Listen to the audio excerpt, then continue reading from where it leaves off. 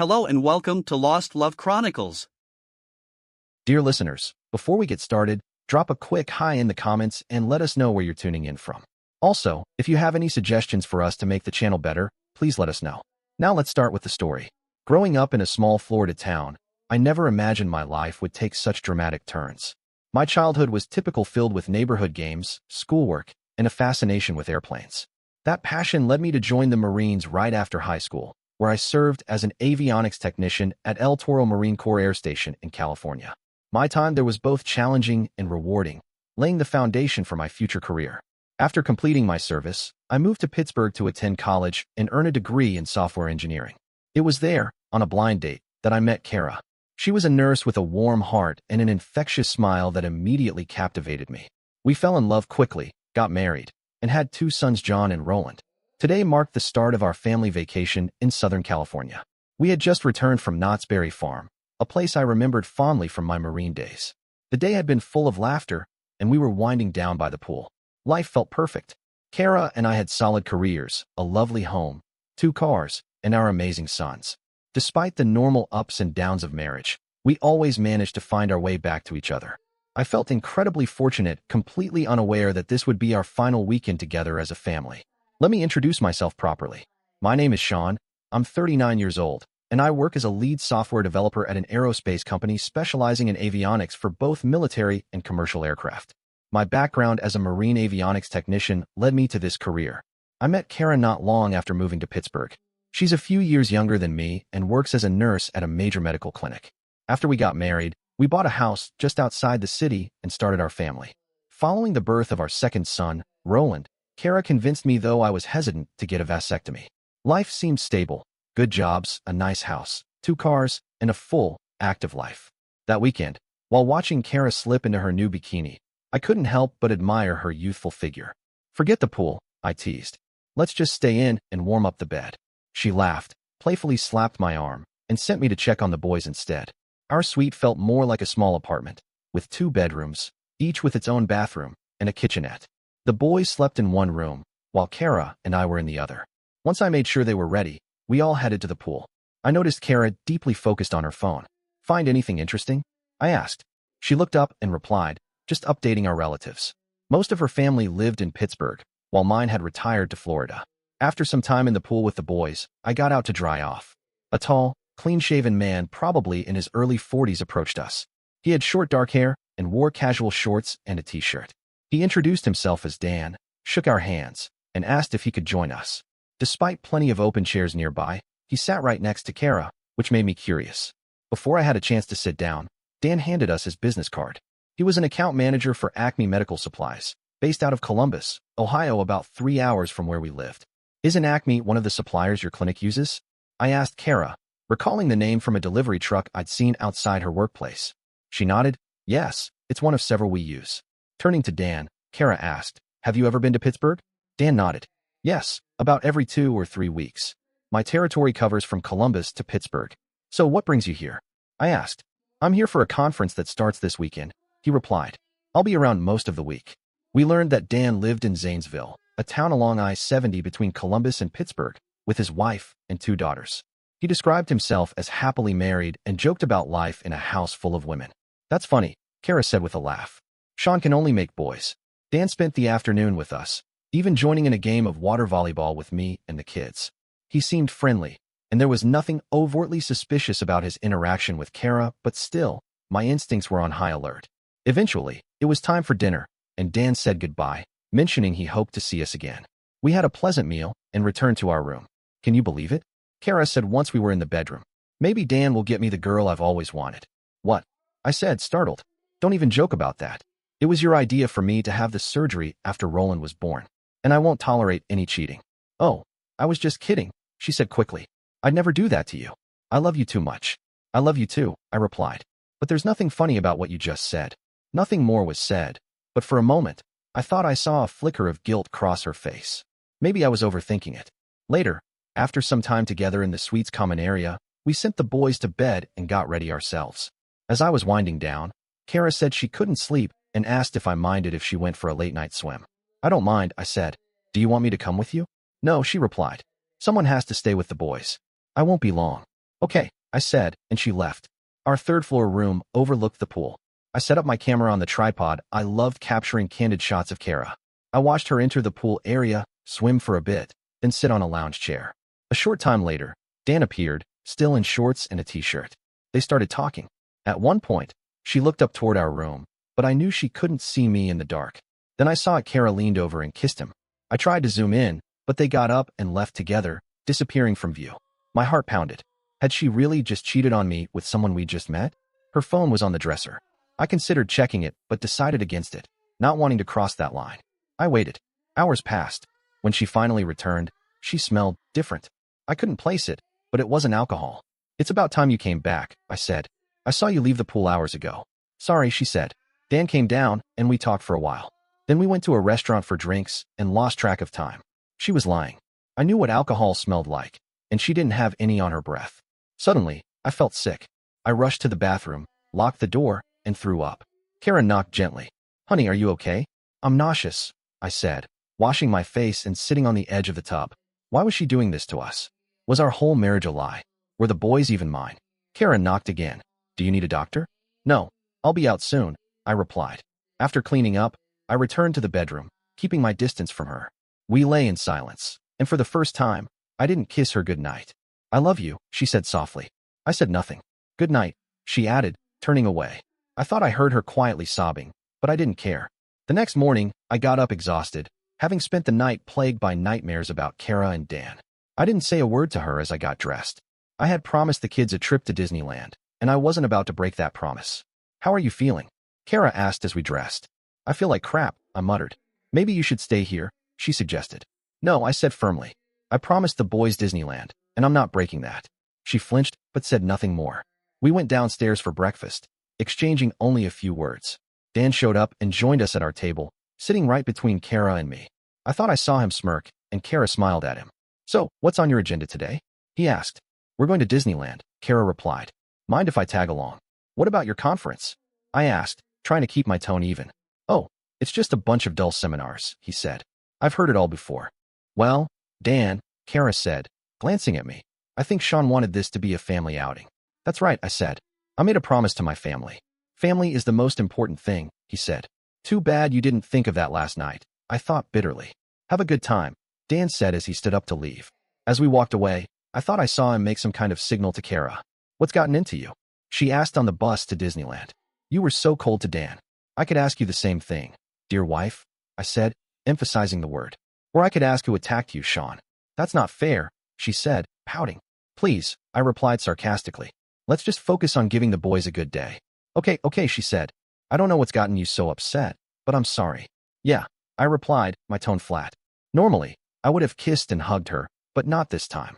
After last night, I didn't even want to touch her. She leaned back, frustrated. I hope you're not going to be mad for the rest of the vacation. I looked at her, but said nothing. We spent the day at Disneyland, doing our best to ensure the boys had a great time. I kept my distance from Kara, trying to remain cordial for the kids' sake. I noticed her texting often. Was it Dan? I couldn't be sure. After lunch, we all boarded the bus, tired but content. So, did you have a good day? I asked. She nodded. Yeah, but it would have been better if you talked to me more. Sorry, I said. Still not feeling great after last night.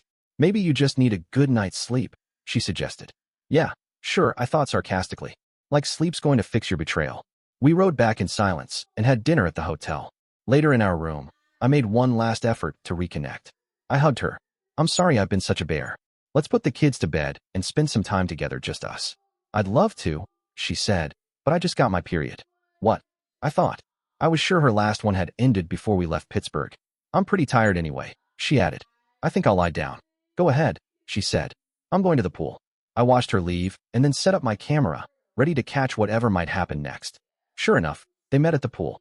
I zoomed in and captured clear photos and video of them together. When they left as a pair, I was almost certain they were heading to his room.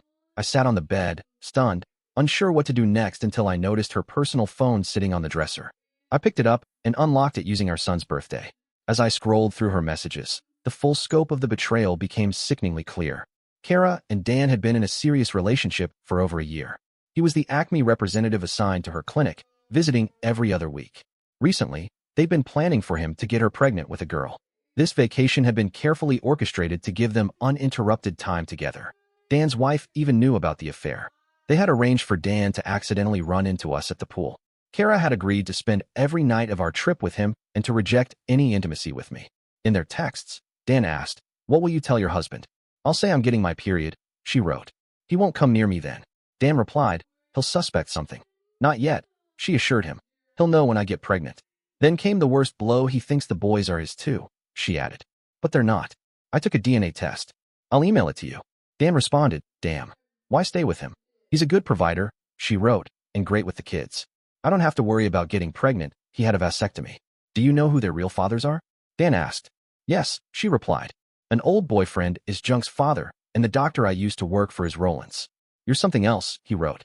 "I hope he never finds out," he added. "He won't," she promised. "If he divorces me, I'll destroy him financially and make sure he never sees the boys again." "You're cold," Dan said.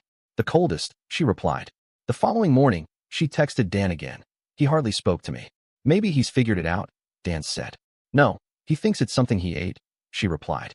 "Are we still on for tonight?" "Yes," she answered. "See you at the pool," he said. "I'll be back around in the morning." "You'll have me all night," she replied. "He wants to take us to the tar pits." "Boring," he said. "See you tonight," she signed off. "See you later, lover." It was a good thing she wasn't around right then, because in that moment, I felt something far deeper than hate. Some say the opposite of love is indifference, not hate, but for me, it was pure, blind, seething rage. She had lied to me for years, robbing me of a real family. I needed to find that DNA test she mentioned. I searched her email and found it in a folder labeled stuff. The test, dated a year and a half ago, confirmed what she had said. Both boys had different fathers and neither was me. Furious, I forwarded the document to my own email. I searched through more of her emails and found explicit messages and photos from Dan and several other men, dating back 8 years. I forwarded all of them. Digging further, I rummaged through her purse and found a packet of birth control pills. Why would she need those if I had a vasectomy? Her day planner had DK written on several dates, presumably when she met Dan. One note said stop BC and no sex on the same day clearly. She'd stopped the pills and cut me off to save herself for Dan. I photographed the planner and the pills, then carefully put everything back in place. Then I had an idea. At work, we used an app to monitor employee phone activity when there were suspicions of leaked trade secrets. I set up a similar account to track Kara's phone. Within minutes, I had access to everything: calls, texts, locations through my phone, tablet, or computer. I also installed a call recording app and a GPS tracker. I knew none of this would be admissible in court, but I didn't care. I felt justified. My priority was getting the boys and myself away from Kara. I called the airline and booked a flight to Pittsburgh that departed just before midnight.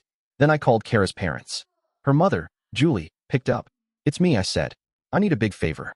"Sure, Sean. Is everything all right?" "Not really. I'm bringing the kids home tonight. Can they stay with you for about a week?" "I'll explain everything once we get there." "Of course. Is something wrong between you and Kara?" "I'll explain later. Please don't mention anything to her." "I promise." I packed quickly and then woke the boys. "Get up, guys. We need to pack and go right now." They looked groggy and confused. "What's going on?" John asked. "It's an emergency. We're going home. You'll be staying with your grandparents for the week. Let's move." "Where's Mom?" Roland asked. "Isn't she coming?" "No," said John quietly. "She's with Dan." I looked at him, surprised. "How do you know that?" "She's been texting him all day," he said. I remembered seeing her glued to her phone. "Yeah, all right, let's go." I helped them pack and left a note for Kara. "Kara, you weren't here when we got up, so I took the kids out for the day. I might be late. See you later." I didn't bother adding anything affectionate. It wouldn't have been true. I figured she'd read it and run straight back to Dan anyway. We grabbed our bags and checked out. I told the night manager that my wife was still in the room, but I wasn't sure how long she'd be staying. "I hope you enjoyed your stay," he said. "Yes, thank you," I replied flatly. Outside, we caught an airport shuttle. The driver helped load our luggage, and at the airport, our reservation was confirmed. We made it through security, and once on the plane to Pittsburgh, the boys quickly fell asleep. I stayed up, reading about Pennsylvania divorce laws. It's a no-fault state, but infidelity can still influence the case. I would probably have to pay child support, but the evidence I had might work in my favor. I knew I'd need a good lawyer, so I planned to ask Cliff, my father-in-law, for a recommendation. Using the monitoring app, I reviewed archived content from Kara's phone, but I was too tired to go through everything again. Instead, I searched for Dan's contact info and found his address and number in Zanesville. Eventually, I managed to get a bit of sleep. I woke up as the plane descended into Pittsburgh. After we landed, we picked up our bags and headed toward the exit. I called Cliff and Julie to let them know we were on our way. They greeted us warmly when we arrived and brought us inside. "What's going on, son?" Julie asked. "We thought things were fine between you and Kara." "I thought so too," I said. "But it turns out everything was a lie." "What do you mean?" Cliff asked. I pulled out the DNA test from Kara's emails and showed them her messages with Dan. "Oh my God," Julie gasped. "How could she be so stupid?" "I'm sorry, Sean," Cliff said. "I really thought she had grown out of all that after she married you." "What do you mean?" I asked. "Kara was pretty wild in her younger years," Julie explained. "It started in high school and got worse in college. She was always dating different guys. She was even engaged once, but called it off." "She never told me about that," I replied. "Yeah, it happened during college," Julie continued. "She was engaged to a guy named Mike. They actually went to high school together." She pulled out a photo album and flipped to a page. "Here it is," she said, showing me a prom picture of Kara and Mike. The resemblance was immediate. Mike looked strikingly similar to John. I showed the photo to Julie. "Is it just me, or does he look a lot like John?" I asked. Julie and Cliff studied the picture closely. "You're right," Julie said. "They do look a lot alike, don't they, Cliff?" He nodded. "Absolutely. There's definitely a resemblance." "Do you think he could be John's biological father?" I asked. "It sure looks like it," I said. "But only a DNA test will tell for sure." "Is this guy still around?" "Yes," Julie said. "His family owns a deli here in town, makes the best pastrami. He probably still works there." She scribbled down the deli's name and location and handed it to me. "I'll have to pay him a visit," I thought aloud. Then I turned to Cliff. "Can you recommend a good divorce lawyer?" "Yes," he said. "Are you sure you want to go through with this?"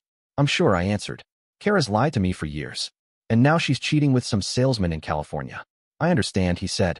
"You've always treated her well, and I consider you a son. But she's still my daughter, and I love her. Do what you have to do, but promise me one thing." "What's that?" I asked. "Promise you won't physically harm her." "I promise," I said, nodding. "Thank you," he replied. "Also, come by for dinner tonight with the boys. We need to talk more in detail." "I'll be there," I said. He handed me a business card, Marin Hawkins, with an address and phone number. "She's the best. Call her office first thing Monday morning." "Thanks," I said. "See you tonight." "Please don't let Kara know you're here," Julie added. "Mom's the word," I assured her. We said goodbye. I hugged the boys and promised I'd be back that evening. Then I left alone. The house felt cold and empty without Kara or the kids. Every corner reminded me of happier times, now overshadowed by betrayal. I wiped away a few tears and made a quiet vow. I wouldn't cry over Kara again. In the bathroom mirror, I saw the toll the past 2 days had taken. "God," I whispered, "I look awful." I brushed my teeth, crawled into bed, and fell asleep almost instantly. I returned to our hotel room at 8 a.m. on Sunday, hoping to see my husband and the boys. After how Sean acted the day before, I was nervous. Thankfully, I had showered at Dan's place before leaving just in case Sean might have picked up on anything. When I opened the door, I expected the usual morning chaos: Sean talking, the boys bickering or playing, but instead, there was silence. Uneasy, I walked to the bedroom and found a note on the dresser. "Kara, you weren't here when we got up, so I took the kids out for the day. I might be late. See you later." Short, direct, typical of Sean, but it lacked his usual warmth. No love you or see you soon. He was clearly still upset about Friday night. I decided not to call or text Sean. It wouldn't do any good, not with the mood he was in. Besides, I wasn't exactly excited about seeing the tar pits anyway. As I reached for my phone on the dresser, I noticed the Messenger app was open. That was strange. I usually close all my apps. I dialed Dan's number. "He left," I said as soon as he answered. "Sean and the boys headed out early and might not be back until late tonight. I've got the whole day and night to myself if you're free." "He's gone already?" Dan asked. "Yeah," I replied. "He got tired of waiting for me." "His loss," Dan said. "Meet me downstairs for breakfast. After that, we can hang by the pool, and later we'll have our own fun," I finished. "Lover," he said with a grin in his voice. "I can't wait," I said, smiling. I gathered a few things from the dresser and headed out. When I woke up, the clock showed it was already afternoon. I must have been more exhausted than I realized. I got up, wiped my eyes, and went straight to the bathroom. Since it was Sunday, there wasn't much I could do legally, but there was one important thing on my list. I checked my phone. No messages or calls from Kara. Not surprising. She was probably spending the day with Dan. After showering and getting dressed, I opened my tablet to check her phone activity. She had called a number with Dan's area code. I listened to the voicemail, and it confirmed my suspicion. She had planned to spend the entire day and night with him. Her location tracker still showed her at the hotel. I grabbed my keys and headed to the deli where Mike worked. Inside, a man wearing a name tag that said Mike turned around from behind the counter. He had put on some weight since high school, but I recognized him instantly. "Are you Mike?" I asked. Depends, he said with a grin. If you're a bill collector, then no. I chuckled. No, nothing like that. I'm Sean. Nice to meet you. Nice to meet you too, he replied. What can I do for you? Do you know Kara? I asked. Yeah, I did, he said. Back in high school and college. I heard she got married. She did. To me 13 years ago. The smile on his face faded. Weren't you engaged to her once? I asked. Yeah, he said. But I caught her with another guy, so I ended it. You took her to prom, right? I did. She was pretty wild back then. I hoped she'd change, but I guess not. Did you see her around 11 years ago? His expression shifted. Yes, he said quietly. She reached out, said she wanted to make peace. Then she asked me to get her pregnant, told me her husband liked that sort of thing. That's not exactly true, I said. He looked down at his wedding ring. I wasn't married yet. I met my wife a few months later. Did you hear from Kara again after that? Yeah, he said. She told me she had a baby boy named John. I showed him a photo of John. Striking resemblance, don't you think? He looked at it for a moment. Yeah. So what do you want from me? Would you be willing to testify in court? Tell the judge what you just told me? Sure, he said. She played both of us. Would you also agree to a DNA test to confirm if you're John's biological father? He hesitated. Are you looking for support from me? No, I said. I don't know what the court will decide, but I've been raising John for 10 years. He thought for a moment. Okay, what do I need to do? I pulled out a cotton swab. Just let me get a sample of saliva from your cheek. He opened his mouth, and I swabbed the inside of his cheek, then sealed the swab in a marked evidence bag and tucked it into my pocket. There's one more thing, I said. What's that? He asked. I'll take a pound of your pastrami, please. I'll pay for it. He broke into a grin. You've got good taste. We make the best pastrami in the state. So I've heard, I said. I'll throw in a sandwich for you, on the house. Sounds good, Mike. I haven't had lunch yet. He weighed out a pound of pastrami, bagged it, then made the sandwich and wrapped it in paper. I thanked him and paid for the meat. Sean, you seem like a professional, he said. I'm sorry about everything. I hope it all works out for you. Thanks, Mike, I replied. And thanks for your honesty. I'll see you around. See you, he said as I headed out. I ate the sandwich on the drive home. Once there, I put the pastrami in the fridge and finished eating. Then I got back to work. I had one more crucial task to handle. On my tablet, I checked Kara's phone activity. Still no new messages. She didn't even care where we were. I went through her emails again and found messages between her and Dr. Winslow, the doctor who had performed my vasectomy. In one email, he asked if she had spoken to me about it. Yes, I have, she replied. I told him I'm struggling with Roland. Good, he responded. I'll take care of it myself. He won't be able to have kids when I'm done. Then she wrote, why would I want kids with him? Have you looked at him? No way. I couldn't believe what I was reading. They had conspired to make me infertile under the guise that it was my decision for her. I saved the incriminating emails, along with relevant photos and videos, onto a flash drive to use during the divorce proceedings. I also uncovered that Kara had slept with at least 5 other men after Dr. Winslow left the clinic. These affairs happened while I was traveling for work 3 or 4 times a year. Then she met Dan, and things changed even more. He and his wife were part of a swingers club and invited Kara and me to join. Kara declined on my behalf, but continued the affair with Dan. How had I missed all of this? How long would it have gone on if I hadn't uncovered the truth? And how would I ever explain this to the boys? I'd always taught them that honesty matters, even when it hurts. One day, I'd have to tell them everything. Damn her, I thought. I realized I had to leave. Soon we had dinner plans with the boys and my in-laws. I showered again, needing to wash off the filth I felt after reading Kara's emails.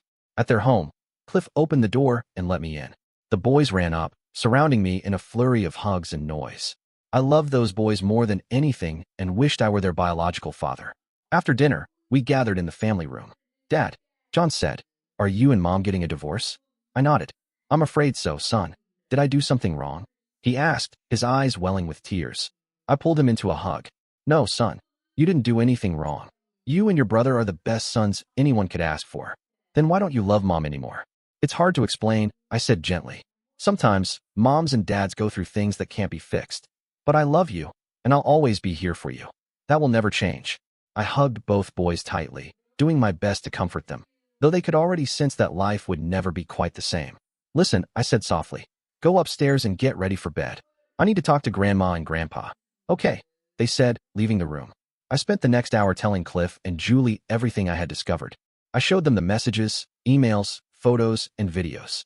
They were horrified by their daughter's behavior, but watched the videos anyway. It looks like she's been doing this for our entire marriage, I said. That explains what happened last summer, Julie said. What do you mean? I asked. Last summer, when you were at Edwards for a week, Kara brought the boys over. She said there was a coworker's birthday party and she might stay late. We didn't see her again until Sunday afternoon. I remembered that trip. I had been gone for a week overseeing software testing. I checked my records and found emails from that time between Kara, Dan, and Alicia. They revealed she'd spent the entire week with them. I showed those emails to Cliff and Julie. "I'm so sorry, son," Cliff said. "You deserve better. You've been a wonderful husband and father." "Thanks, Dad," I replied. "I'm sorry to drag you both into this, but I can't stay with Kara." "I called Marissa," Cliff said. "She said she can see you tomorrow morning." "Thanks. I'll be there and I'll bring everything, including the financial records." "Good. Marissa is the best. Just don't do anything stupid." "I won't, I promised." "What about the biological fathers?" he asked. "I met Mike today. He seems like a decent guy and was honest with me. But I don't know about Dr. Winslow."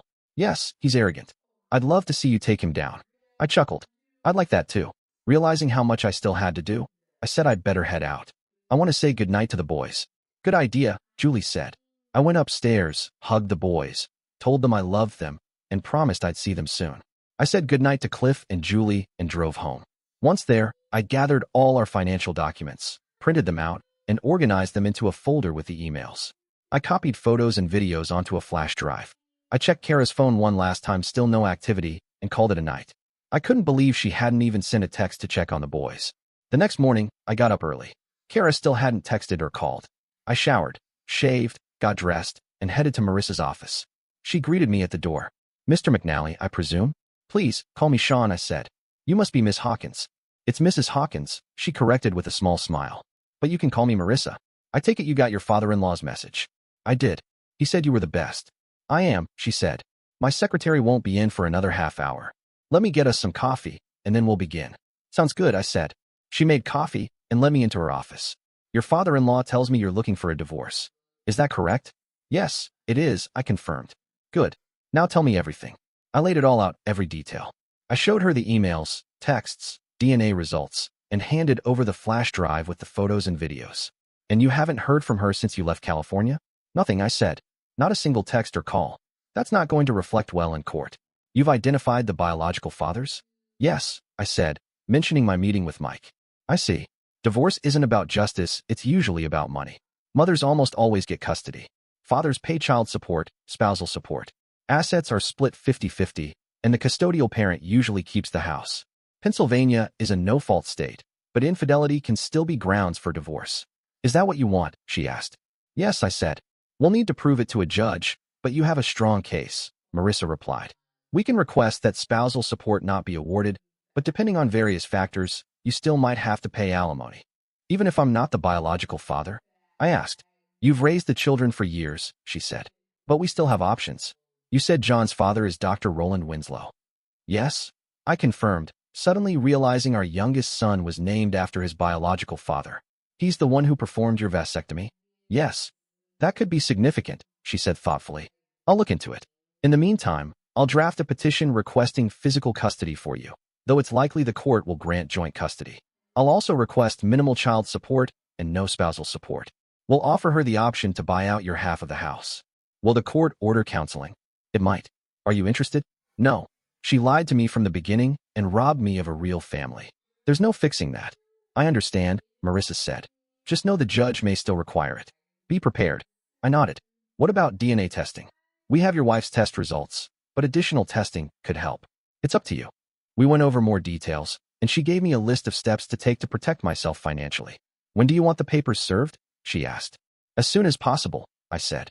"You said the hotel room in California is booked through Friday?" "Yes, but she could come home earlier. She probably doesn't even know I've left." "Good.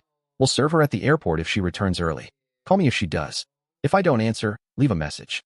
And in the meantime, don't do anything rash. Stay strong for your boys." "Thank you," I said. "Is there anything else?" "Not for now, but reach out if you hear from her." "I will. How much do I owe you?" She named the amount. I blushed at the figure, but I knew it was necessary.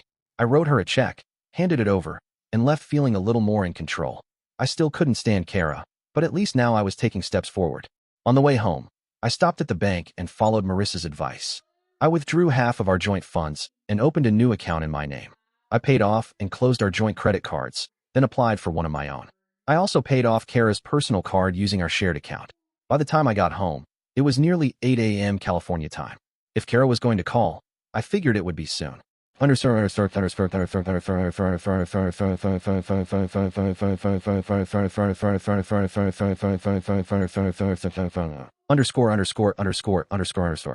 8 a.m. Monday, I returned to our hotel room, unsure what to expect.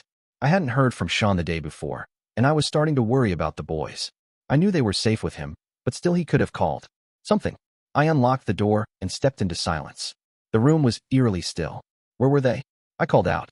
No response. The boys' beds were neatly made, and their clothes and toys were gone. I rushed to our bedroom. Sean's belongings were gone, too. The note he had left on Saturday still sat untouched on the dresser. That's when it hit me he knew everything. I picked up my phone and called him. Hi. Hi, Sean said coldly. Honey, it's me. Where are you? Are the boys okay? What's going on? Like you care, he said bitterly. Of course I care. I love you and I miss you. Huh. Is that why you waited 36 hours to contact me? Too busy with Dan to notice we weren't there? What are you talking about? I knew the boys were safe with you, and you hate using your phone. Nonsense. You knew I'd be gone, so you spent the whole day and night with your buddy. Don't lie to me, I know everything. What do you mean, everything? I asked nervously. I found the DNA test. The boys aren't mine. I know who their real fathers are. And I know you schemed to keep me from having children. You lied to me our entire marriage. Even this vacation was just an excuse to be with Dan. Sean, it's not what you think, I said, trying to deflect. You don't have to tell me that. You schemed to steal my family from me. It's over. We're done. I've already seen a lawyer about divorce. Divorce? No. Please, Sean, I don't want a divorce. I don't care what you want anymore. Sean, please, let me come home so we can talk this out. There's nothing to settle. The room is paid for through Friday, so stay there. You'll get the papers when you return. I canceled your joint credit and debit cards, but you still have your personal card. Sean, please, I started, but he hung up. I stared at the phone, debating whether to call back, but I didn't. The more I thought about what he said, the angrier I became. Yes, I had cheated many times. I was wild and thought marriage would change me. I stayed faithful for the first 2 years, but then I let my ex-fiancé, Mike, get me pregnant. I never really wanted kids with Sean. He wasn't ugly, but he wasn't Brad Pitt either. I kept my affairs secret, waiting until Sean was away on business trips. After John was born, I had more lovers and made sure Sean never found out. I even had an affair with Dr. Winslow, who got me pregnant with Roland. I named Roland after his real father, who wanted nothing to do with him. Dr. Winslow suggested Sean get a vasectomy, and I convinced him to do it. Sean believed my lie and agreed. After Roland was born, I continued seeing other men discreetly, as long as Sean remained in the dark. I thought everything would be fine. Somewhere along the way, I met Mac. It's not his real name, but everyone calls him that. We slept together a few times, then he made me a very lucrative offer. Everything we did was for cash, and I managed to save a good amount. I decided to keep it as a backup, just in case Sean never left me. Some of what I did for Mac was illegal, but he assured me everything would be fine if I stayed calm. Around that time, I verified through a DNA test that neither of the boys were Sean's. I was pleased with the results and kept the document for future use. I knew I'd eventually have to tell Sean the truth, and I didn't care about his reaction. What could he do? I felt it was my right to choose the fathers of my children. Sean's reaction was extreme. We'd been through a lot over the years, and I never thought this would be any different. I never thought he'd actually go through with the divorce. He always deferred to me. Until Friday night, when he called me promiscuous. That made me furious. Yes, I am promiscuous, but how dare he call me that? I decided I'd show him what a real promiscuous woman could do. I started plotting, but then worried if Sean really knew everything, I could end up in jail. I picked up the phone and called a contact saved as McGregor. A male voice answered. Mac, it's Kara. Hi Kara, how's California? Getting a good tan? Yeah, fun. But we've got a problem. Sean knows. He knows everything? Crap, Mac replied. I'd just finished talking to Kara and decided I couldn't tolerate any more of her schemes. I checked the app I'd installed on her phone. It had downloaded the audio file and transcript of our conversation. She'd been talking to a number registered to someone named Mac in Pittsburgh. Once the call ended, I waited for the app to upload the files to the cloud. When they were ready, I printed the transcript and played the audio. McGregor, a male voice said. Kara, I replied. Hi Kara, how's California? Getting a good tan? Yeah, fun, she answered. But we've got a problem. Sean knows. He knows everything? Crap. Yeah, she said. And it has to be done Thursday night. Why Thursday? I'm sending him something tonight. He'll be upset and probably won't defend himself. Also, I'll be here until Friday, and he'll likely serve me divorce papers when I return. Divorce? Yeah, he found out about me and is preparing the papers. What are you going to do to upset him? He thinks I'm a strumpet. I'm going to show him what a real promiscuous woman looks like. Mac laughed. You are a promiscuous woman, aren't you? She giggled. Yeah, but he doesn't know how much. And it has to look like a home invasion. Does he have a weapon in the house? No. He wanted one, but I never allowed it. What about the boys? I don't want them hurt, but there can't be witnesses. Understood. What's in it for me? Sean has $1 million life insurance policy, and his employer has one too. I'll give you a cut. You're asking a lot. Make it okay. So you want me to eliminate your husband and possibly your boys? For you, yes. You want it done Thursday night, looking like a home invasion? Exactly. And I want you to handle it yourself. I know you've done it before. I understand this is risky. We both do. Good. But I want to celebrate when you get back. She giggled. Sure, we can celebrate D-Day together. D-Day? The day Sean dies. They laughed. I've got to go. I won't call until I get back. Don't worry, I'll act like a distraught widow. Okay, I'll text you when it's ready. Can't wait. Talk later. Bye. He ended the call. I sat there stunned. Kara had promised to have me and possibly the boys eliminated on Thursday. Why? And who was this McGregor guy? Was he a cop? What were they hiding? I sent the audio file and transcript to Marissa's email and called her. She answered on the second ring. Marin Hawkins, she said. Marin, this is Sean. I just sent you files. Kara and a guy named McGregor plotted to eliminate me and the boys this Thursday. What? She asked, shocked. Are you sure? Yes. I sent the audio and transcript. How did you get them? Never mind. I'll explain later. I'm heading to the office now. I'll clear my calendar and call the DA and my private investigator on the way. I grabbed my tablet, laptop, and the transcript printout. I went to Marissa's office, where two men were already reviewing the transcript with her. Marissa introduced them as Bill Rollins, her private investigator, and Ryan Jacobs, an assistant DA. How did you get this? Ryan asked. I explained about the apps I had installed on Kara's phone that archived all her data, emails, texts, videos, photos, and calls, decrypting and saving everything to the cloud. I'm not sure we can use this as evidence in court, considering how you obtained it, he told me. Look, Mr. Jacobs, I said, the phones and services are in my name, and I pay the bills. That's why I only use my phone for calls. Are you willing to testify under oath? He asked. Absolutely, I said. I'll give you access to everything I have so you can review it. I need to talk to my boss about it first, he said. Do you know who this McGregor guy is? I shook my head. Not directly. Kara had an affair with him a couple of years ago, judging by her emails. He even sent her pictures and videos. Show me, he said. I logged into the cloud account where Kara's phone data was archived. In the stuff folder, I found emails containing a long video of Kara with McGregor. We watched it until a clear shot of his face appeared. Crap, Bill said. I know that guy, he added. Who is he? I asked. That's Alfred McGregor, Bill said. He's a police captain in Pittsburgh. Are you sure? Ryan asked. Absolutely, Bill confirmed. Ryan stared at the frame. I think you're right, he said. Can you print this out? He asked Marissa. She plugged the laptop into her printer and soon had a color photo of McGregor with Kara. Ryan looked at me. Can you give me access to all this information? I can, I replied. Do you have a laptop? He nodded, opened his bag, and connected to Marissa's Wi-Fi. I set it up so he could monitor everything. I think we should put Mr. McGregor in protective custody until this is sorted out, Ryan told Marissa. No way, she said. He has 2 boys to care for, and putting him in custody could be a death sentence. I won't let McGregor get to him. I have a couple of guys who can guard him, Bill said. Do it, Marissa said firmly. Ryan turned to me. Do you know why they want to eliminate you? I showed them emails between Kara and Alfred. I found this in her emails, I said. Ryan's eyes widened as he read. Holy crap, he said. What is it? Marissa asked. Our office is working with the Drug Enforcement Administration on a case involving prescription pills on the black market, Ryan explained. We haven't found the source yet. Where does your wife work? I told him about her clinic. You think your wife is involved? I asked. That's what these emails suggest. McGregor might be involved too. If your wife thinks you know, she'll want you out of the way. He turned to Marissa. Are you sure you don't want your client in protective custody? It would make it harder for McGregor to reach him. No, she said firmly. I want McGregor behind bars immediately. It's not that easy, Ryan said. We need internal affairs and a full investigation. He's a police captain, not some rookie. It'll take time. We don't have time for political nonsense, Marissa said sharply. By the time you go through the channels, my client could be dead. We know McGregor plans to act on Thursday. That's less than 3 days away. What do you want me to do? Ryan asked. Call your boss now, Marissa said. He's probably at lunch, Ryan replied. He's probably heading back to his car. Call him and put him on speaker, she instructed. Ryan nodded, dialed, and put the phone on speaker. Giles, the man answered.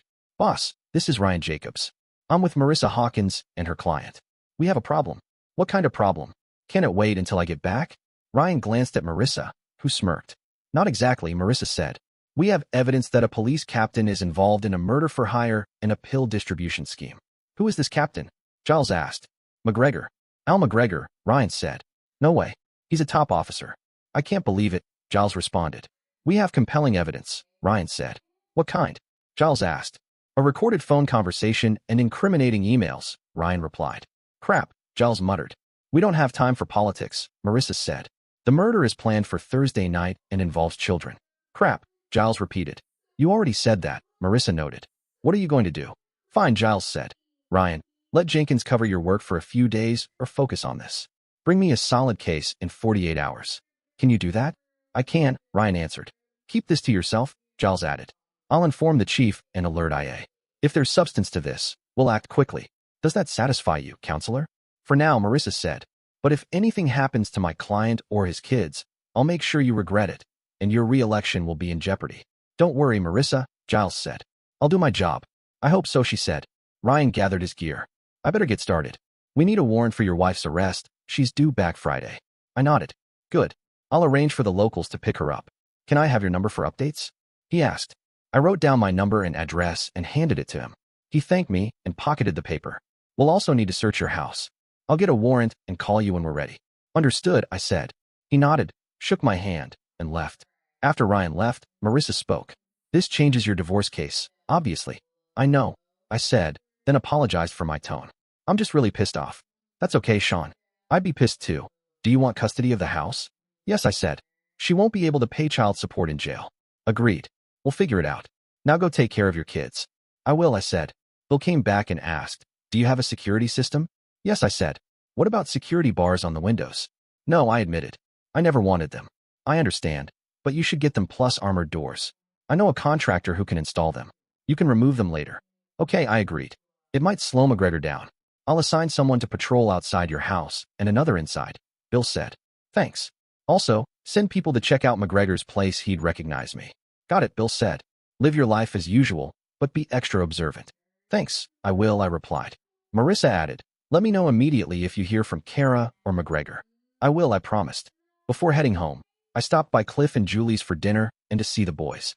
Julie had lasagna ready. While I ate, Cliff asked, what's the word, Sean? I told him about the threat. He shook his head after hearing the phone conversation between Kara and McGregor. Well, the boys are safe here. Do you have a weapon? He asked.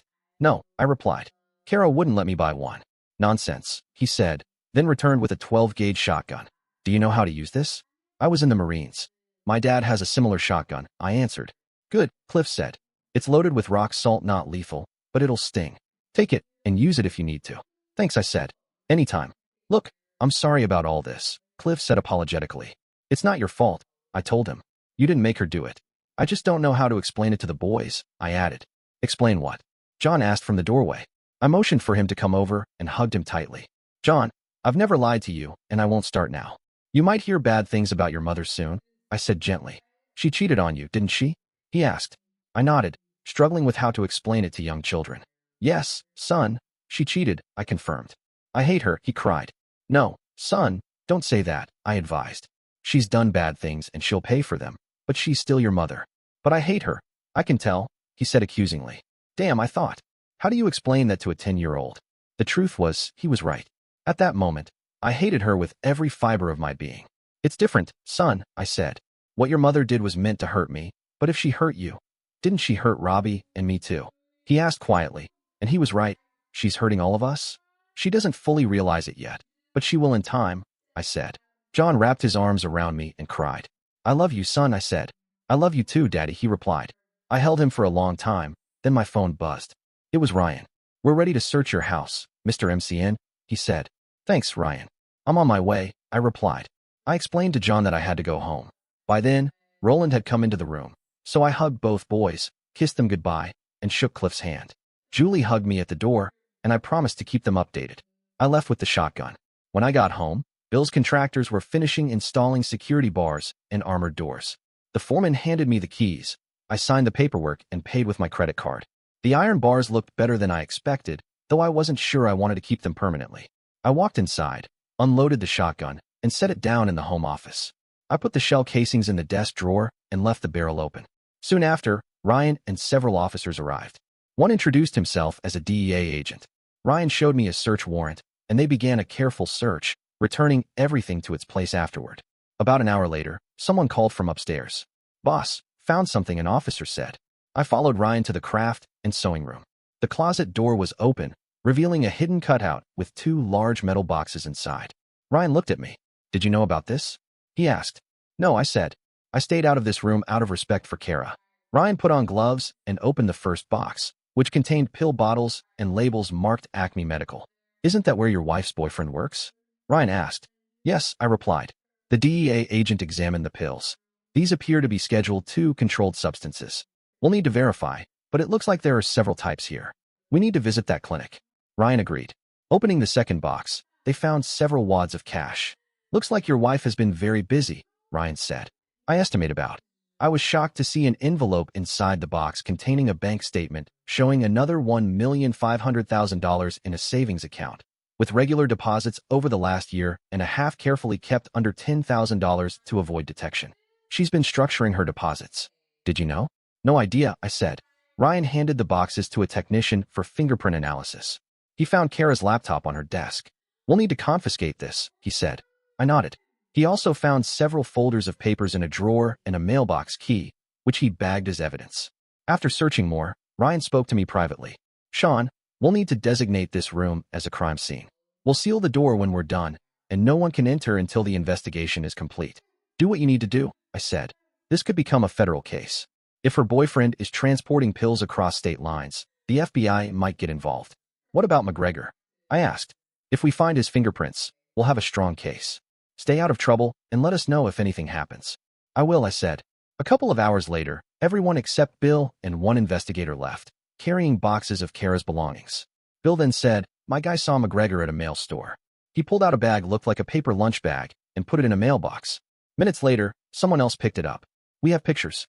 The box is registered to McGregor." "Did you tell Ryan?" I asked. "Yes, just before he left." "Why would a respected police officer do that?" I wondered. "I have a hunch, but I need to investigate further," Bill said, then introduced another man. "Sean, this is Peter Green. He'll stay with you tonight and accompany you everywhere. Another man will watch the outside." I shook Peter's hand. Peter is a former Navy SEAL. If anything happens, follow his lead. "Got it," I said. "Good. Have a good evening, and call me if anything happens," Bill said. We said goodbye, and I invited Peter to sit. I made coffee, ordered pizza, and we spent the evening eating, watching TV, and swapping stories. Peter turned out to be a good guy. Around 9 p.m., I checked Kara's phone activity, nothing unusual. I grabbed my loaded shotgun and went to bed, making sure Peter was set for the night. I woke up at 4:15 a.m. on Tuesday to an email alert. It was from Daniel's address, with a video attachment. I watched the video. It showed Kara with multiple men. She looked directly at the camera and said, "What do you think of your strumpet wife now, creep? My partner Mac will eliminate you by Friday. Enjoy it while you can. I'll take your insurance money and live how I want. Screw you and your stupid family vacation." She laughed and raised both middle fingers. Shocked, I sent the video to Marin and called her. She answered on the first ring. "Good morning, Sean," she said, sounding sleepy. "Is everything okay?" "No," I said. "I just got a video from Kara admitting to conspiring to eliminate me." "What?" Marin asked, shocked. "Yeah, it's shocking," I confirmed. "Come to my office at 7:30, she said. "I'll be there," I replied. I couldn't go back to sleep, so I showered, shaved, and got dressed. I made coffee and offered a cup to Peter, who was already awake. Then I prepared breakfast, and we watched the news while eating. "I have a meeting with my lawyer early this morning," I said. "You have to come with me everywhere, right?" Peter asked. "That's what I was told," I replied. "Do you need to freshen up first?" he offered. I grabbed some paper coffee cups, poured us each a cup, and we left, heading to Marin's office where she, Ryan, and Bill were already waiting. Marin waved us in. "Good morning, Sean," she greeted. Ryan nodded. "Good morning," I said. Ryan looked exhausted. "We reviewed the video you received this morning," Marin said. "It looks like a confession to me." "It does to me, too," Ryan added. "There's also a threat of child endangerment." I informed my boss. I asked, "What did he say?" "He agrees with my assessment," Ryan said. "The LA County Sheriff's Department obtained the arrest warrant last night, and the feds have a warrant for Dan's arrest. Kara and her lover will be picked up this morning. My office is expediting the extradition papers now." "That was fast," I remarked. "When there's a clear threat to children, we act quickly," he replied.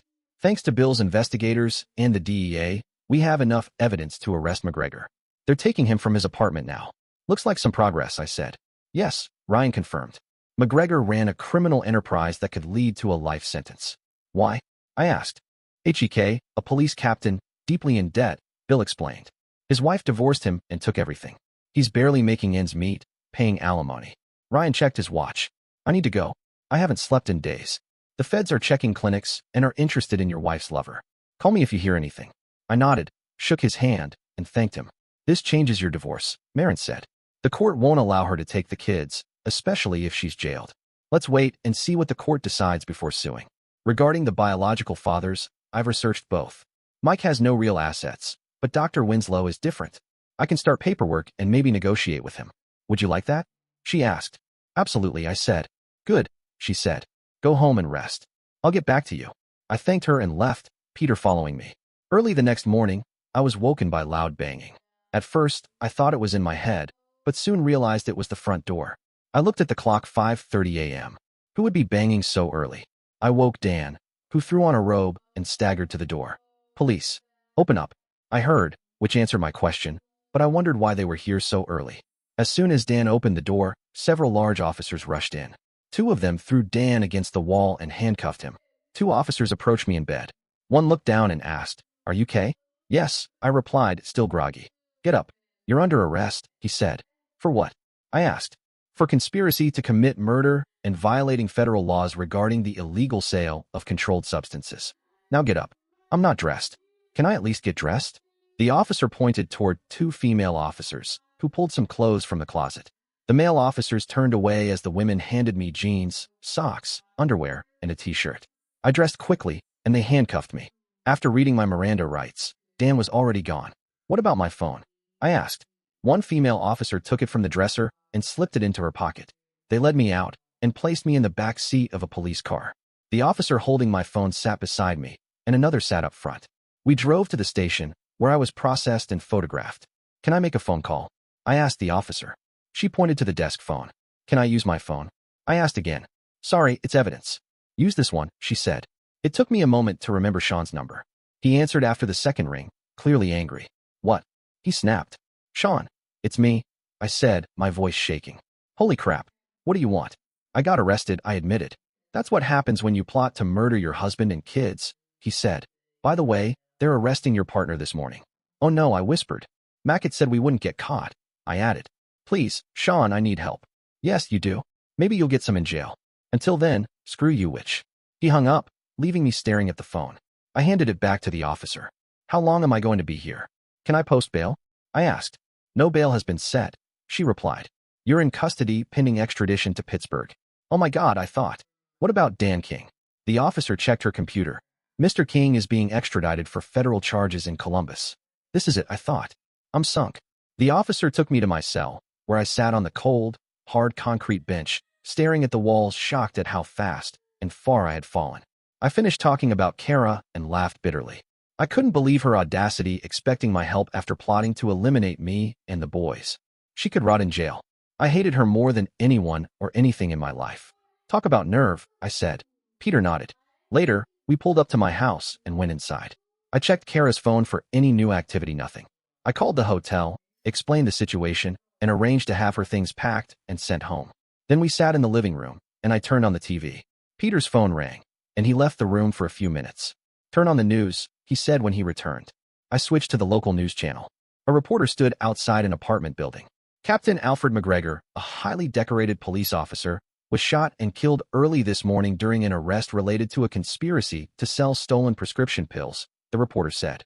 Details are limited, but the police chief will hold a press conference later today. My phone rang. It was Bill. "Did you see the news?" he asked. "I saw it." "What happened?" McGregor opened the door and started shooting. The officers returned fire and took him down. "So I'm safe now," I said. "Let's be cautious. I'd like Peter to stay with you for the week. I don't think McGregor had anyone else after you, but better safe than sorry." "Sounds good to me. Have a good day. I'll talk to you later."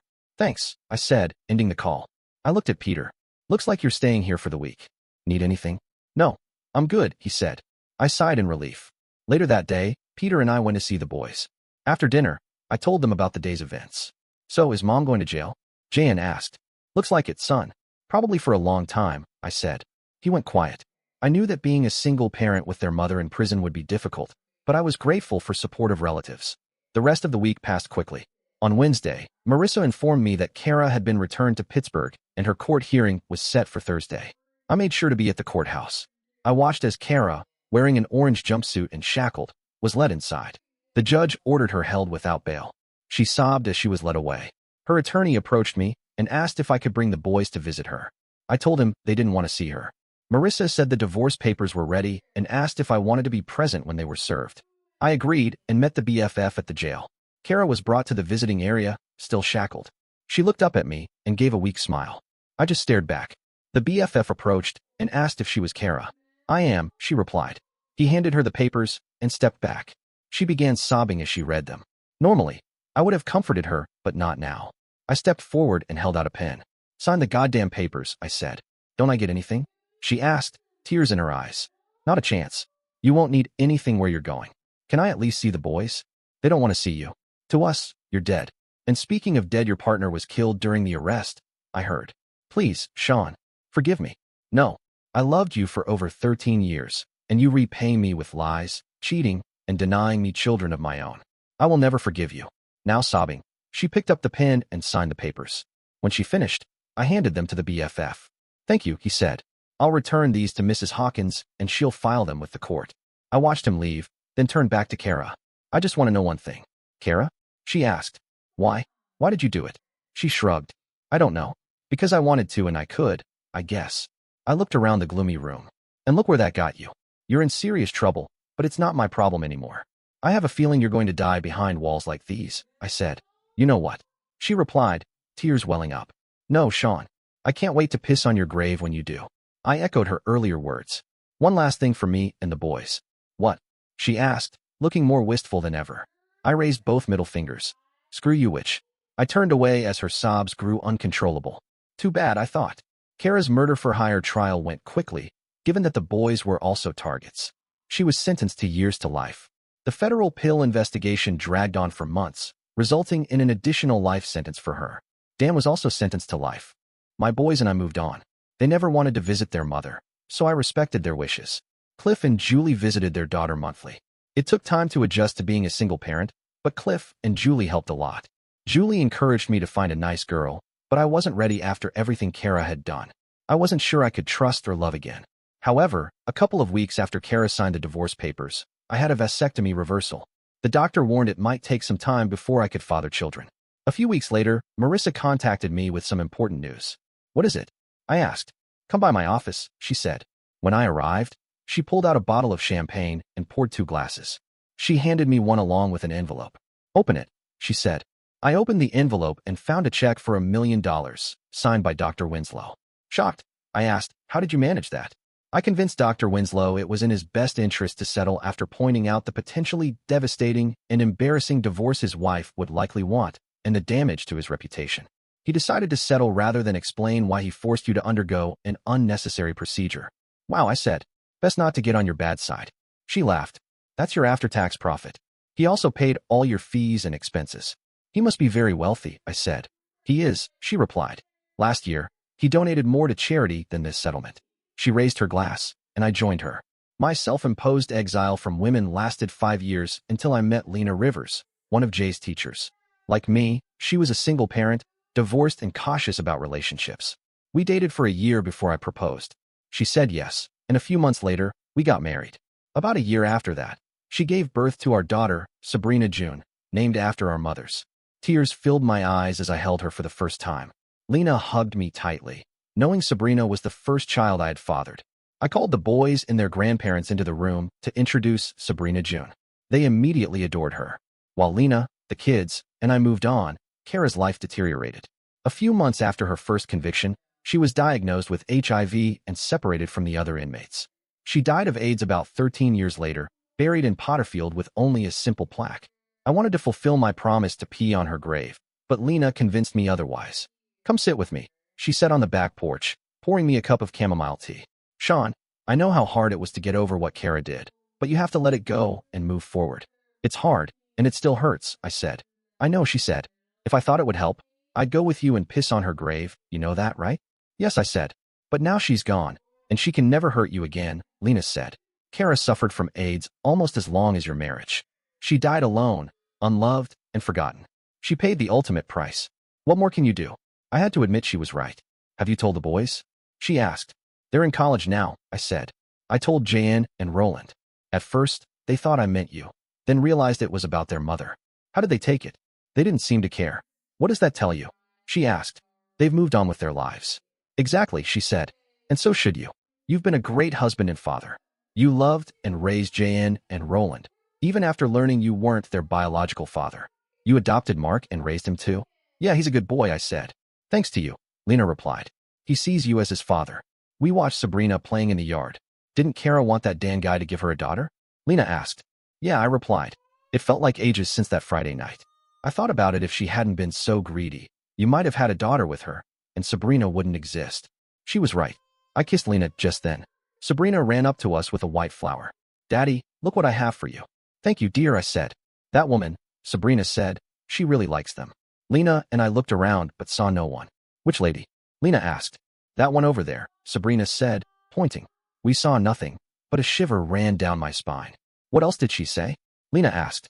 She said she's sorry for everything and wants you to forgive her, Sabrina said, looking at me. I noticed the vegetation swaying gently, as if touched by a soft breeze. Suddenly, a cold gust of air came and went. I looked at Lena, tears in my eyes, and nodded. It's time, I said, knowing it would be the hardest thing I'd ever do. Lena smiled, and Sabrina hugged me tightly. I forgive you, Kara, I whispered.